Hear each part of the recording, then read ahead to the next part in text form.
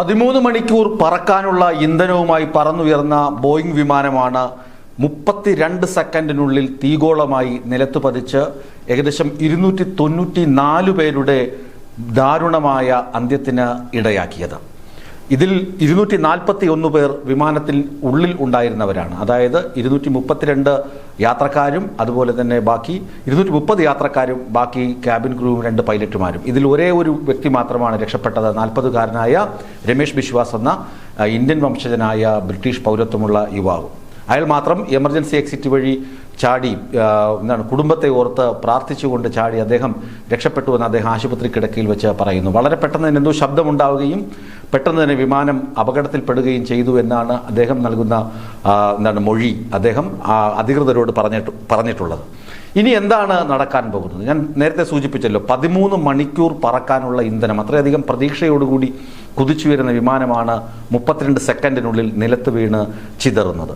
ഇത് നിലത്ത് വീണതാകട്ടെ BJ medical കോളേജിൻ്റെ ഹോസ്റ്റലിലും അതുപോലെ തന്നെ സ്റ്റാഫ് ക്വാർട്ടേഴ്സിലുമാണ്. അപ്പോൾ അവിടെയുള്ള ആളുകൾക്ക് കൂടി ജീവാപായം സംഭവിച്ചു. 12 മെഡിക്കൽ വിദ്യാർത്ഥികൾ മരിച്ചുവെന്ന് സ്ഥിരീകരിക്കപ്പെട്ടിട്ടുണ്ട്. ഇനി മറ്റുള്ളവരുടെ പേര് വിവരങ്ങളും ആരൊക്കെയാണ് അപായത്തിൽപ്പെട്ടതെന്ന് ഇനി മാത്രമേ റിപ്പോർട്ട് ചെയ്യപ്പെടുകയുള്ളൂ. അതുകൊണ്ടാണ് ഇങ്ങനെ പറഞ്ഞു വയ്ക്കുന്നത്. ഇതൊരു ആമുഖം മാത്രം. ഇതൊക്കെ നിങ്ങളെന്ന് ദിനപത്രത്തിൽ വായിച്ചിട്ടുണ്ടാകും, ദൃശ്യമാധ്യമങ്ങളിൽ കണ്ടിട്ടുണ്ടാകും. ഇനി പറയാൻ വരുന്നത് കുറച്ചുകൂടി സുപ്രധാനപ്പെട്ട കാര്യങ്ങളാണ്.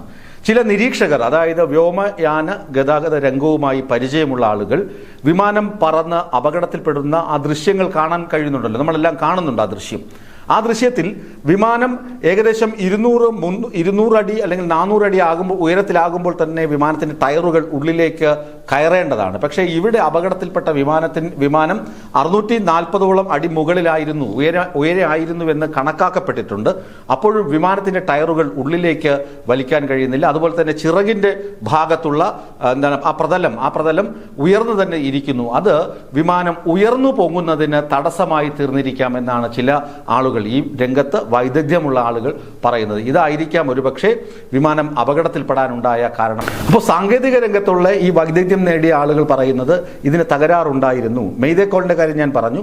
അവർ അടിയന്തര സാഹചര്യത്തിലാണ് ഇത്തരം സന്ദേശങ്ങൾ അയക്കുന്നത്. അടുത്തുകൂടി പോകുന്ന വിമാനങ്ങളിൽ പോകുന്ന പൈലറ്റുമാർക്കോ അല്ലെങ്കിൽ മറ്റ് വിമാനത്താവളങ്ങളിലേക്കോ അടിയന്തര ലാൻഡിങ്ങിന് വേണ്ടിയുള്ള സഹായം അഭ്യർത്ഥിച്ചുകൊണ്ടാണ് ഇത്തരം വിളികൾ നടത്താറുള്ളത്. പക്ഷേ ഇങ്ങനെ പൈലറ്റ്, അതായത് ഈ ബോയിംഗ് വിമാനത്തിൽ നിന്നും എയർ ഇന്ത്യയുടെ വിമാനത്തിൽ നിന്നും പൈലറ്റ് വിമാനത്താവളത്തിലേക്ക് വിളിച്ചിട്ട് അദ്ദേഹം പറയാൻ ആഗ്രഹിച്ചത് ഇത് പറന്നുയരാൻ കഴിയുന്നില്ല, പറന്ന് പൊങ്ങാൻ കഴിയുന്നില്ല എന്ന് പറയാനായിരുന്നു അദ്ദേഹം വിളിച്ചതെന്ന നിഗമനമാണ് ഇപ്പോൾ പുറത്തു വന്നുകൊണ്ടിരിക്കുന്നത്. പക്ഷേ അതിൻ്റെയൊക്കെ കൃത്യമായ വിവരങ്ങൾ ലഭിക്കണമെങ്കിൽ നമുക്ക് ബ്ലാക്ക് ബോക്സ്, അതുപോലെ തന്നെ കോക്ക്പിറ്റിലെ സൗണ്ട് റെക്കോർഡിംഗ് സിസ്റ്റം, ഇതൊക്കെ പരിശോധിക്കേണ്ടി വരും. ഇനി പൊട്ടിത്തെറിയിൽ ബ്ലാക്ക് ബോക്സ് തകരുകയില്ല എന്നതാണ് വാസ്തവം, അത് കണ്ടു കിട്ടും. പക്ഷേ മറ്റെന്തൊക്കെ തെളിവുകളാണ് ലഭിക്കുക? കാരണം വിമാനം നാമാവശേഷമായി പോയി. പുറകുവശവും ചിറകിൻ്റെ കുറച്ച് അംശങ്ങളും ഒഴികെ ബാക്കിയെല്ലാം പൊട്ടിത്തെറിച്ചു പോയി. അതിനകത്തിരുന്ന ആളുകളൊക്കെ ചിന്നിച്ചിതറി കത്തി തീഗോളമായി അമർന്നുപോയി.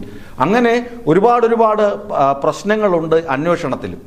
ഇനി ഇത് എങ്ങനെ ആയിരിക്കണം അന്വേഷണം കൈകാര്യം ചെയ്യേണ്ടത് എന്ന കാര്യത്തിലും ചില വിദഗ്ധർ പറയുന്നത് സുതാര്യമായ അന്വേഷണം വേണം. ഇത് എങ്ങനെ സംഭവിച്ചു, എന്തുകൊണ്ട് സംഭവിച്ചു, ആരുടെ പിഴവാണ്, ഇത് കൃത്യമായി അവലോകനം ചെയ്യപ്പെടണം, പൊതുജനങ്ങൾ അറിയുകയും വേണം. സാധാരണഗതിയിൽ വിമാന ദുരന്തങ്ങൾ ഉണ്ടാകുമ്പോൾ എയർ ഇന്ത്യയുടെ പൈലറ്റുമാർ അല്ലെങ്കിൽ എയർ ഇന്ത്യയുടെ ഉദ്യോഗസ്ഥർ, എയർഫോഴ്സിലെ വ്യോമസേനയിലെ പൈലറ്റുമാരും അവരൊക്കെയാണ് പരിശോധനയ്ക്ക് എത്തുന്നത്. അതൊക്കെ പരിശോധിക്കും, പഠിക്കും. അതിനൊക്കെ ഒരു രഹസ്യ സ്വഭാവമുണ്ടാകും.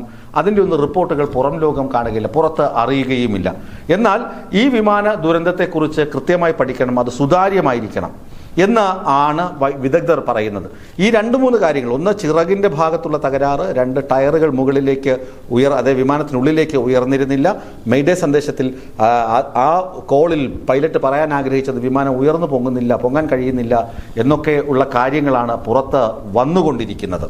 ഇനി പരിശോധിക്കേണ്ട കാര്യങ്ങൾ, ഈ ബ്ലാക്ക് ബോക്സ്, അതുപോലെ തന്നെ ഇത് കണ്ടെത്തണം. അതുപോലെ ഈ ബോയിങ് 787 ഈ വിമാനങ്ങൾ അപകടത്തിൽപ്പെടുന്ന വളരെ ചുരുക്കമാണ്. ഇത്രയും വലിയ അപകടം ഇത് ആദ്യമായാണ് സംഭവിക്കുന്നത്. ഇതോടുകൂടി ബോയിങ്ങിൻ്റെ ഓഹരി വിപണിയൊക്കെ ഇടിഞ്ഞു പോയിട്ടുണ്ട്. അപ്പോൾ ഈ പറഞ്ഞു വരുന്നത്, ഈ 13 മണിക്കൂർ പറക്കാനുള്ള ഇന്ധനവുമായി പറന്ന് ഉയർന്ന വിമാനം BJ മെഡിക്കൽ കോളേജിൽ തകർന്നു വീഴാനുണ്ടായ സാഹചര്യങ്ങൾ എന്താണ്, എന്തൊക്കെയാണ് കാരണങ്ങൾ, അതിന് സുതാര്യമായ ഒരു പഠനം ആവശ്യമാണ് എന്ന് വിദഗ്ധർ ചൂണ്ടിക്കാണിക്കുന്നുണ്ട്. ഏതായാലും വലിയ ദുരന്തത്തിനാണ് രാജ്യം സാക്ഷ്യം വഹിക്കുന്നത്. നമുക്കറിയാം, എല്ലാ വിമാനത്താവളങ്ങളിലും ജാഗ്രതാ നിർദ്ദേശം കൊടുത്തിട്ടുണ്ട്, സുരക്ഷ ഇരട്ടിപ്പിച്ചിട്ടുണ്ട്, സുരക്ഷാ കാര്യങ്ങളിലും ക്രമീകരണങ്ങളിലും കൃത്യമായ നിർദ്ദേശങ്ങൾ കേന്ദ്ര സർക്കാരും അതും അധികൃതർ നൽകിയിട്ടുണ്ട്. പക്ഷേ ഇവിടെ ഈ വിമാനത്തിൽ ഡൽഹിയിൽ നിന്നും അഹമ്മദാബാദിൽ നിന്നും ഇംഗ്ലണ്ട്, ആ തരത്തിലാണ് ഇതിൻ്റെ വിമാനത്തിൻ്റെ റൂട്ട് ഷെഡ്യൂൾ ചെയ്തിരുന്നത്. അവിടെ ഈ ഡൽഹിയിൽ നിന്നും അഹമ്മദാബാദ് യാത്ര ചെയ്ത ഒരു ആള് അദ്ദേഹത്തിൻ്റെ എക്സ്പോസ്റ്റിൽ ചില കാര്യങ്ങൾ പങ്കുവച്ചിരുന്നു. അതിൽ പറയുന്നത് വിമാനത്തിനകത്ത് തകരാറുകളുണ്ടായിരുന്നു, പല കാര്യങ്ങളും പ്രവർത്തിക്കുന്നുണ്ടായിരുന്നില്ല, AC തകരാറ്, അതുപോലെ കുറച്ച് അസ്വസ്ഥതകൾ വിമാനത്തിനുള്ളിൽ ഉണ്ടായിരുന്നു. അത് വിമാന അധികൃതരെ അറിയിക്കുന്നതിന് വേണ്ടി ഈ വീഡിയോ അതിനകത്തിരുന്ന് ചിത്രീകരിച്ചതാണ് എന്ന് പറഞ്ഞിട്ട് ഇയാൾ എക്സിൽ പോസ്റ്റ് ചെയ്തിട്ടുണ്ട്. അപ്പോൾ ഇങ്ങനെയുള്ള വിമാനത്തിനുള്ളിൽ ഈ പ്രശ്നങ്ങൾ ഉണ്ടായിരുന്നു, പല സാങ്കേതിക തകരാറുകളും ഉണ്ടായിരുന്നു.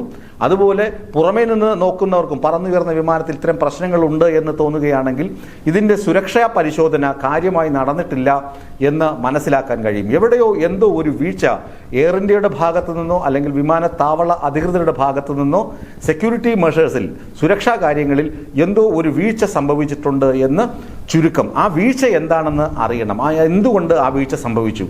ഇത് അട്ടിമറിയാണെന്നൊന്നും ആരും ഇപ്പോൾ പറയുന്നില്ല. കാരണം എന്താണ്, സുരക്ഷ കർശനമാണ്, അവിടെയൊന്നും കയറി ആർക്കും എന്തും ചെയ്തു വെച്ചിട്ട് പോകാൻ പറ്റുകയില്ല. പക്ഷേ അമിതമായ ആത്മവിശ്വാസത്താൽ ഉണ്ടായ ഒരു അപകടമായി വേണമെങ്കിൽ ഇതിനെ നമുക്ക് പരിഗണിക്കാൻ കഴിയും. എന്താണ്, ഒന്നും സംഭവിക്കില്ല, ഇതിനകത്ത് യാതൊരു പ്രശ്നങ്ങളുമില്ല, ആ തരത്തിൽ.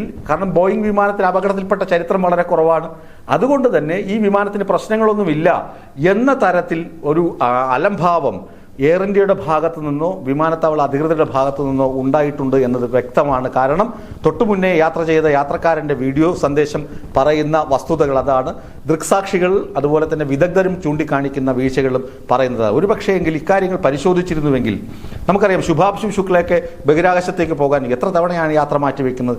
ചെറിയ എന്തെങ്കിലും പ്രശ്നം, മൈന്യൂട്ട് പ്രശ്നം പോലും കൃത്യമായി കണ്ടെത്തി അത് റെക്ടിഫൈ ചെയ്ത് അത് ക്ലിയർ ആക്കിയ ശേഷം മാത്രമേ അവർ യാത്ര പുറപ്പെടുകയുള്ളൂ. അതുപോലെ ഈ വിമാനവും കൃത്യമായി യാത്ര ചെയ്യുന്നതിന് മുന്നേ ഇത്തരം സുരക്ഷാ പരിശോധനകൾ നടത്തിയിരുന്നുവെങ്കിൽ ഒരുപക്ഷെ ഈ അപകടവും ഒഴിവാക്കാനാകുമായിരുന്നു എന്നാണ് വിദഗ്ധരും ചൂണ്ടിക്കാണിക്കുന്നത്.